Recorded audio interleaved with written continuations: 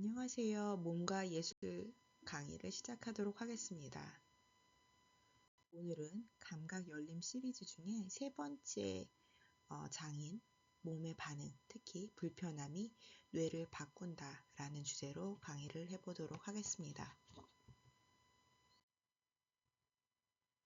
여러분이 지금 보는 세상이 갑자기 위아래가 거꾸로 뒤집힌다면 어떨까요?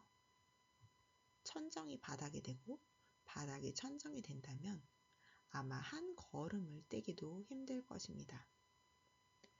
이러한 무모한 실험들을 한 사람들이 있습니다. 20세기 초 스위스의 심리학자들은 그들의 세상을 다르게 보이는 특수 고글을 만들었습니다. 그리고 이 특수 고글을 쓰고 사람들로 하여금 생활하게 하는 실험을 진행했습니다. 보지는 않았지만 아마 처음에는 굉장히 난리가 났을 것 같습니다. 걷다가 넘어지기도 하고 물건을 잡으려다 쏟고 아마 구토를 하는 사람도 있었을 것 같습니다. 아주 엉망진창이었겠죠? 그런데 놀라운 일이 벌어집니다. 불과 수일이 지나자 뇌가 이 뒤집힌 세상에 적응을 하기 시작한 것입니다. 고글을 쓴 채로 자전거를 타기도 하고 심지어 며칠 후에는 스키를 타는 사람들도 있었다고 합니다. 이 실험이 증명한 것은 단 하나입니다. 우리의 뇌는 고정된 기계가 아니라 환경에 맞춰 스스로 회로를 뜯어 고치는 가소성, 플라스티시티를 가진 존재라는 사실입니다. 이 연구에서 밝혀진 또 다른 중요한 정보 중에 하나는 이 능력에는 나이 제한이 없다는 것입니다. 과거에는 어른의 뇌는 굳어서 잘 변하지 않는다라고 믿었습니다. 특정 기술은 특정 나이대에 습득해야 한다는 이론도 굉장히 강력했죠. 제가 중학교 때 한 교과서에서 외국어를 모국어처럼 습득하기 위해서는 12세 이전이어야 한다는 문장이 있었는데 그걸 읽던 12세 이상의 모든 같은 반 학생들이 좌절했던 기억이 납니다. 물론 어떠한 특정 연령대에 무엇을 학습하는 것이 더 효과적이라는 것은 납득이 갑니다. 그러나 뇌가 굳어서 변하지 않는다라는 것은 전혀 다른 의미를 갖고 있는 것이죠. 노먼 도이치 박사는 스스로 변화하는 뇌 저서를 통해서 수많은 사례를 통해 뇌가 죽을 때까지 다이나믹하게 변해간다는 것을 증명했습니다. 90세 노인도 새로운 언어를 배울 수 있고 또 뇌졸중으로 뇌의 반을 잃은 사람도 남은 뇌를 재배선해서 다시 걷기도 합니다. 오늘 우리가 하고 있는 이런 드로잉 클래스 역시 나는 똥손이야, 나는 창의력이 없어, 나는 원래 미술을 못해 라고 말씀하시는 것 자체가 뇌 과학적으로는 맞지 않는 핑계라는 것입니다. 다만 뇌에 그림을 그리는 지도라는 길이 아직 명확하게 나지 않았을 뿐입니다. 그렇다면 이 길은 어떻게 만들어질까요? 단순히 마음을 먹으면 되는 걸까요? 아닙니다. 물리적인 움직임이 있어야 합니다. 하버드 의대의 존 레이티 교수는 상당히 흥미로운 발견을 합니다. 우리가 평소 하지 않은 낯선 움직임을 하거나 운동을 할 때 뇌 속에서 BDNF라고 하는 물질이 막 뿜어져 나온다는 것입니다. 이것은 일종의 뇌를 위한 천연 비료입니다. 우리가 땅에 씨앗만 뿌린다고 식물이 자라지 않듯이 비료가 필요합니다. 익숙한 손으로 편하게 무언가를 그릴 때에는 이 비료가 거의 나오지 않습니다. 그림의 예시를 들어볼 때 우리가 낯선 손으로 무언가를 덜덜 떨며 근육을 미세하게 통제하거나 애쓰는 그 순간에 뇌는 비상사태를 인지하고 BDNF를 쏟아냅니다.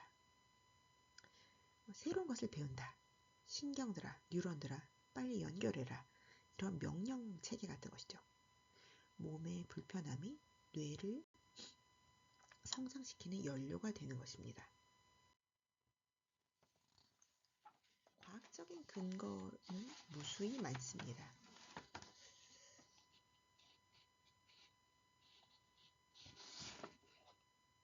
제가 차트가 빠졌는데요.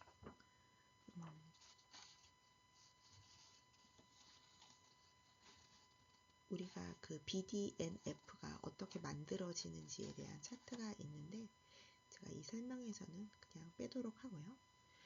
이 BDNF라고 하는 그 엑서카인이라고 하는 물질이 나오고, 이것은 근육을 쓸 때 근육에서 나오는 화학 물질인데 이게 혈관을 타고 뇌에 올라갑니다. 그러면 오른쪽 이제 그림에서, 이 화면에서는 지금 보이지 않지만 BDNF라는 단백질이 만들어지고 뇌가 잘 자라고, 뇌세포가 잘 자라고 서로 잘 연결되도록 돕는 영양분 같은 것이라고 말씀을 드렸는데요.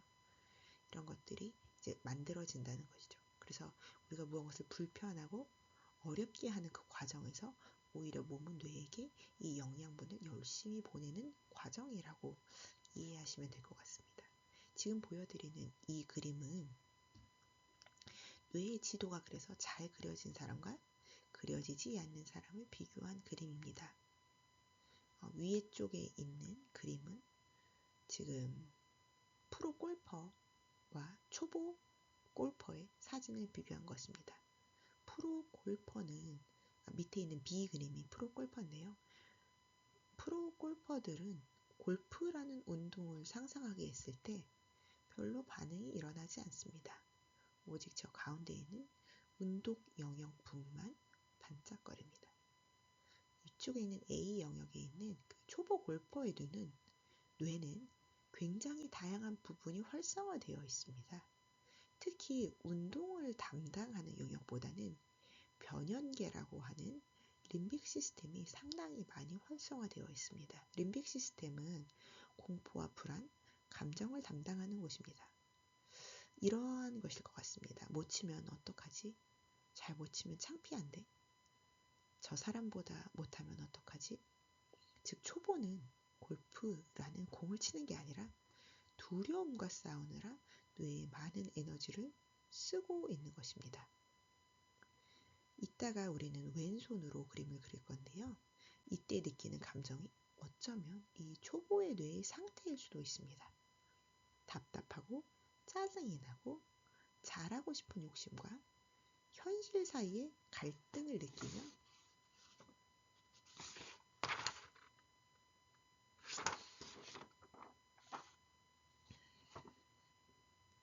뇌가 과열되어 있는 상태인 것입니다.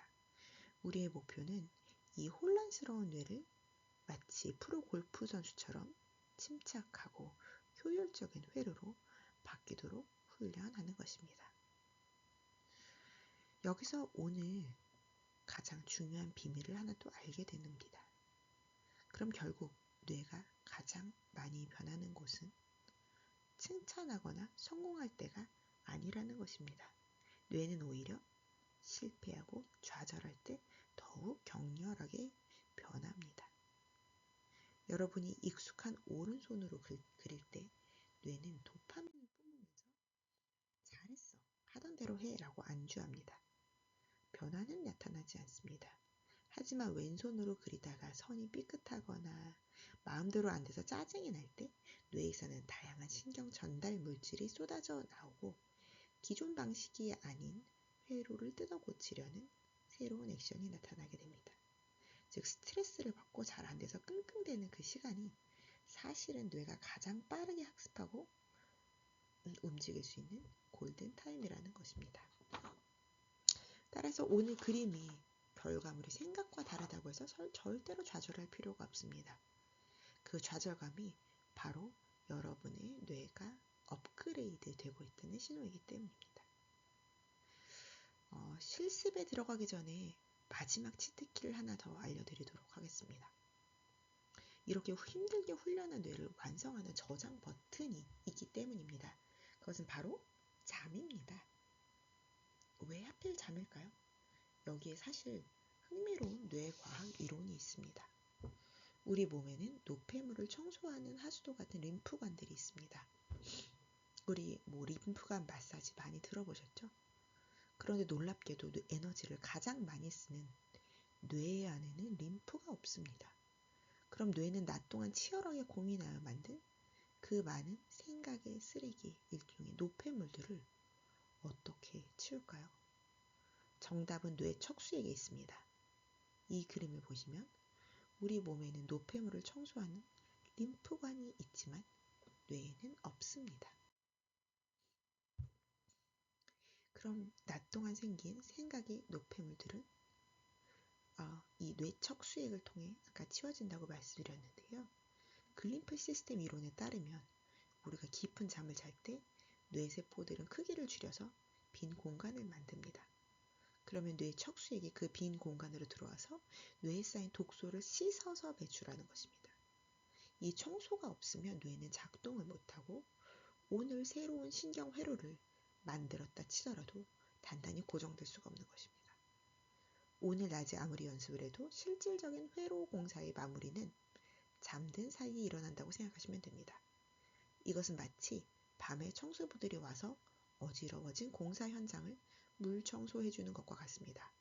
이 청소 과정이 없으면 뇌는 독소 때문에 제대로 작동하지도 못하고 오늘 만든 새로운 신경회로도 단단하게 굳어질 수 없습니다. 따라서 여러분이 오늘 아무리 왼손으로 드로잉 연습을 했어도 실질적인 공사는 밤에 잠든 사이 일어난다고 생각하시면 됩니다. 특히 자기 직전에 그림 너무 망쳤다. 오늘 수업은 별로였다. 나는 왜 이럴까? 이런 불안한 마음이나 자책감을 갖지 마세요. 그러면 뇌는 청소도 못하고 오히려 불안한 감정이 강화된다고 합니다. 대신에 오늘 뇌가 공사하느라 수고했다. 이제 청소 시간이다. 김주환 교수의 책에서는 전전두엽을 활성화시키는 연민감사, 수영과 같은 마음을 품으라고 하시지요.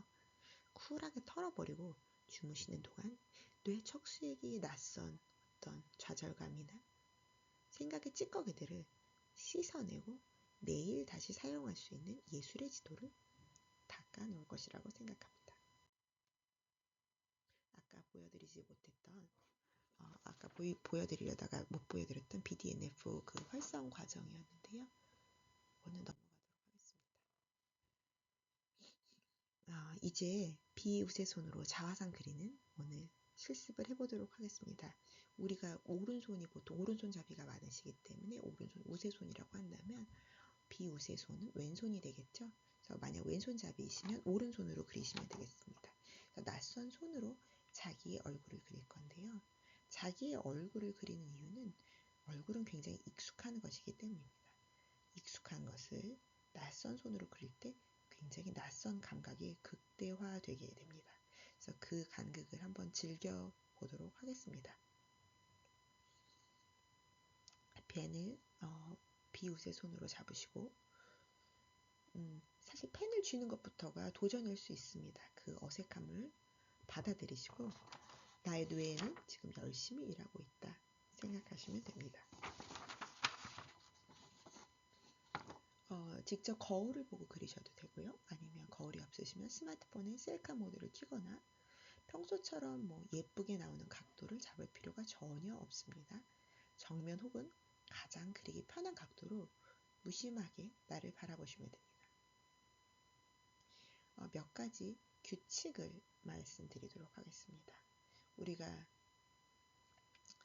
규칙 첫 번째는 절대 지우지 않는 것입니다. 우리가 비웃의 손은 왼손은 익숙하지 않기 때문에 실수를 합니다. 그 선이 삐끗하고 눈이 짝짝이가 될 수도 있습니다. 하지만 그 지우개로 지우지 않고 그 실수 자체가 여러분의 뇌가 새로운 길을 찾으려는 시도한 흔적이기 때문에 남겨두시고 그냥 즐기시면 됩니다. 두 번째 규칙은 펜을 떼지 않고 그리는 것입니다. 컨티뉴어스 라인으로 가능하다면 펜을 절대로 떼지 않고 눈에서 시작해서 코, 입, 턱으로 끊어지지 않고 이어지게 그릴 것입니다. 그렇게 하면 뇌는 여기는 눈, 여기는 코라고 부분적으로 해석하는 것이 아니라 얼굴이라는 그 전체의 대상을 그저 하나의 흐름, 지난주에 본 것처럼 하나의 지도 혹은 하나의 풍경처럼 인식하게 됩니다. 세 번째는 망했다라고 판단하지 않는 것입니다. 하다 보면 좌절의 순간들이 올 것입니다. 그때마다 아까 말씀드린 대로 지금 뇌가 숲을 헤치고 길을 낸다. 못 그린 것이 아니라 뇌가 성장하는 데이터다 라고 심플하게 생각하시면 됩니다. 30분에서 1시간 정도 충분한 시간을 갖고 그리시고 도저히 불편한 마음이 드신다면 새로운 종이에 새롭게 그리셔도 무방합니다. 하지만 우리는 결과를 보려는 것이 아니라 이 과정을 즐기는 것이기 때문에 가급적이면 한 도화지 내에서 충분히 연결된 선으로 그림을 계속 그려보시기 바랍니다. 모든 그림을 다 그리신 후에는 펜을 놓고 자화상을 한번 바라보시기 바랍니다. 많은 분들이 이 시점에서 많이 웃으시는데요. 마치 초등학생이 그린 것 같기도 하고 피카소의 그림같이 보이기도 합니다. 하지만 예술적인 관점에서 봤을 때는 오히려 매끄러운 오른손으로 습관적으로 그려진 눈, 코, 입의 형태보다 훨씬 투박하고 솔직한 힘이 느껴지는 경우도 많습니다. 기술보다 어떠한 존재, 그 대상에 푹 빠지는 그 경험이 더 좋은 결과를 내는 경우가 예술의 세계에서는 허다하게 많습니다. 자, 오늘은 여기까지 하고요. 다음 주에는 이 낯선 감각을 타인에게로 확장해보는 연습을 해보도록 하겠습니다. 오늘 겪은 이 좌절감을 기억하며 다음 주에 다시 뵙도록 하겠습니다. 감사합니다.